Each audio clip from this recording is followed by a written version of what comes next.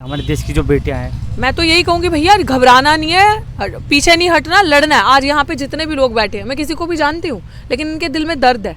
इनको पता है कि यार हमारी बेटी वहाँ पे बैठी है, कोई मेरा खून का रिश्ता तो है नहीं, लेकिन आप जब लड़ने के लिए निकलोगे तभी तो लोग आएंगे ना जी। अगर आप मैं भी एक एग्जाम्पल सेट कर दूं, हाय नौकरी चलेगी, 1,10,000 1,00,000 रुपए आ जाते थे महीने के, मुझे क्या करना है, मुझे तो आराम से पैसा मिल रहा है, बैठ के खाती हूँ, तो काम खत्म हो जाता ना।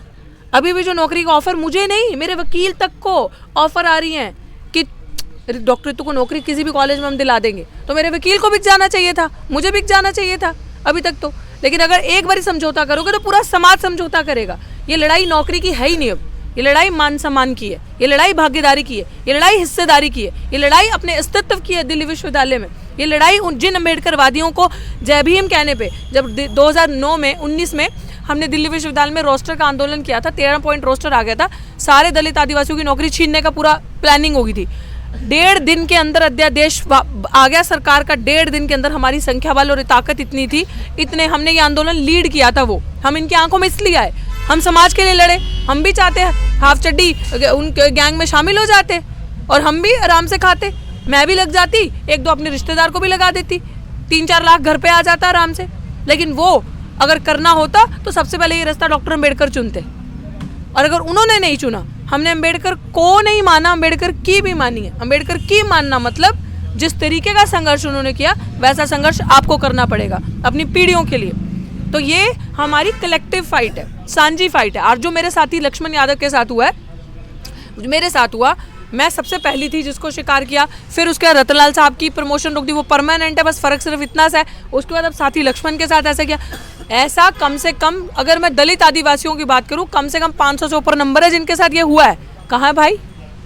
तो हम भी वैसा कर लें, नहीं बोले, क्योंकि संघियों ने लालच दिया कि चुप चुप चुप मुंह नहीं खोलना, कहीं ना कहीं सेट कर देंगे। यही काम हम भी करें भाई? हमने ना सीखा, हमसे नहीं होता। हम तो चिल्लाएंगे, गला फाड़ेंगे, भूखे भी रहेंगे, ठंड में भी रहेंगे, लेकिन स्वाभिमान की लड़ाई है, अपने बाबा साहब का सर झुकने नहीं देंगे। मैं आपको ये बता रही थी कि 2019 में जब हमने आंदोलन किया तो तब हम जय भीम करने लगे।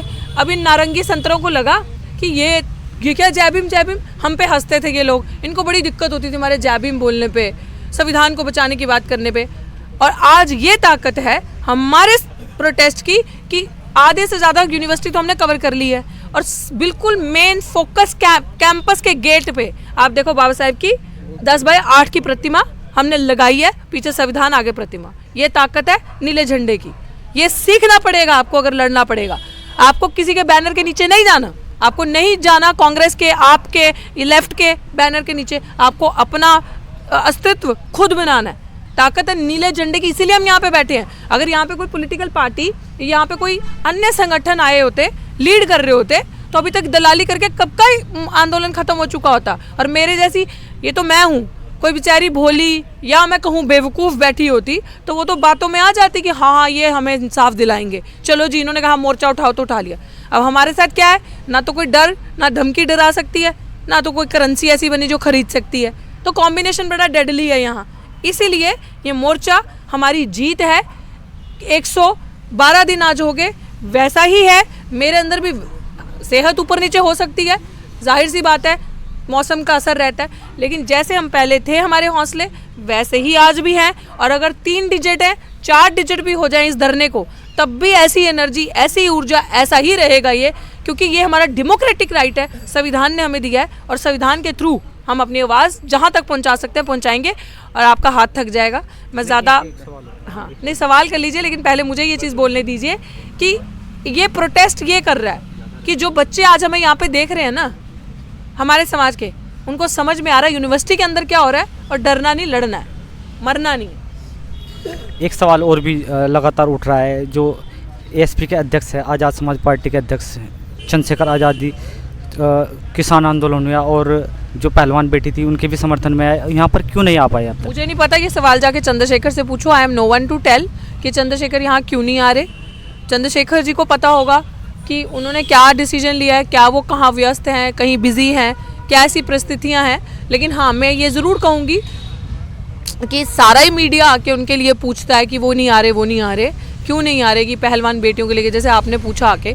तो ये इस चीज़ का जवाब अब अगर मैं उनकी उसमें हूँ लिस्ट में कि मेरा आना जाना है, उनके पास जाना है, मैं मिलूँ, या मैं कोई उनकी पार्टी से हूँ या उनके संगठन से, तो मुझे पता हो कि अच्छा इनकी ये प्रॉब्लम है तो मैं बता सकूँ। मुझे पता ही नहीं ना, मैं बताया ना, they are not accessible to us, तो मुझे पता ही नहीं है रीज़न क्या है। तो आप पत्रकार हैं, स्वतंत्र हैं, जाएं पूछे क्या रीज़न है। नहीं, वे तो लगातार कहते हैं कि जो बहुजन बेटी है, जो भी अत्याचार होता है बहुजन पर, हम वहाँ पर उपस्थित होंगे, तो क्या कारण बनना है? पता नहीं भाई, मैंने जो भी 3 दिन पहले एक वीडियो सुनी है, मैं सुना देती हूँ मेरे फ़ोन में, वो कारण आपको मैं दे दो ज़रा, वो वीडियो मैं सुना देती हूँ आपको, वो वीडियो आप देख लो। अगर आप उस वीडियो में से कुछ समझ सको तो उनको शायद ज़्यादा पता है इस धरने के बारे में, जो वो ये कह रहे हैं कि ये मुझे पता चल चुका है यहाँ होना कुछ नहीं है। रोज मेरे खिलाफ ये बात चलाते हैं कि देखो चंद्रशेखर आजाद आंदोलन करते हैं और उसमें लोग जेल जाते हैं,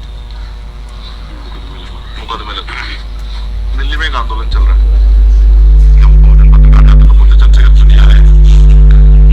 अच्छा, आप ये महसूस करो, मुझे तो पता लग गया ना कि बहुत कुछ नहीं हो सकता है, जब पूरी सरकार उनके साथ करे तो क्या करो। तो वही पत्रकार सिर्फ मुझे नीचे दिखाने के लिए कि भाई चंद्रशेखर आजाद नहीं आ रहे, तो मैं पूछता हूँ कभी उनसे पूछा ना, जिनको आप तो क्या आके पूरे दिल्ली के बैठे हैं ना, अभी क्या ना, मैं कभी ये भी सोचता हूँ, कभी पत्रकार ये नहीं पूछते जिनको चर्चा और मुकाबले बनाया वो क्या कर रहे हैं। भाई इसमें ये है नहीं, कि नहीं आप पत्रकार हैं, है ना। अब ये इन्होंने ये जवाब दिया है कि बहुत सारे पत्रकार, दिल्ली में एक आंदोलन तो चल रहा है, करेंगे ना। हाँ, तो मैं जवाब दे रही हूँ ना, मुझे नहीं पता। अब चंद्रशेखर जी की वीडियो मेरे पास आई है, ये हफ्ता पहले की वीडियो है, जिसमें चंद्रशेखर जी बोल रहे हैं कि हाँ वहाँ पे बहुत सारे पत्रकार, दिल्ली में आंदोलन चल रहा है, जाते हैं कि चंद्रशेखर क्यों नहीं आ रहे, क्यों नहीं आ रहे। लेकिन मुझे तो पता चल चुका है ना कि वहाँ पे बहुत सारा कुछ नहीं होना। भैया हमें भी बता दो कहाँ से पता चला है, क्या आपका सोर्स है या कितने आप उनके सगे हो, हमें बता दो, हमें तो नहीं पता। मैं बस इतनी ही चीज़ कहना चाहती हूँ कि हम आपका बहुत मान सम्मान करते हैं। अगर आप प्रोटेस्ट के लिए कुछ अच्छा नहीं बोल सकते या कर सकते तो कम से कम नेगेटिव मत बोलिए, हमारा हौसला कम मत कीजिए, क्योंकि ये इतिहास में अभी तक नहीं हुआ मेरी नज़र में कि एक दलित महिला ने 112 दिन तक अपने दम पे आंदोलन खींचा और चलाया हो और 1 इंच भी उसका हौसला डगमगाया ना हो। तो I give my self kudos, मैं शाबाशी देती हूँ कि हर महिला को ऐसे बनना है। वो ज़माना गया कि जब हमें फूल कहा जाता था, मैं बार बार कहती हूँ फूल नहीं, वक्त आने पे हम फूलन है। हमें जैसी परिस्थितियाँ होंगी वैसी हमारी मनोस्थिति होगी। तो आज मनोस्थिति ऐसी है कि लक्ष्य सामने है कि मरना नहीं है, हारना नहीं है, डरना नहीं है, लड़ना है। तो डॉक्टर रितु सिंह बैठी है, जब तक दम है तब तक लड़ेगी। तो ये मेरा उनके प्रति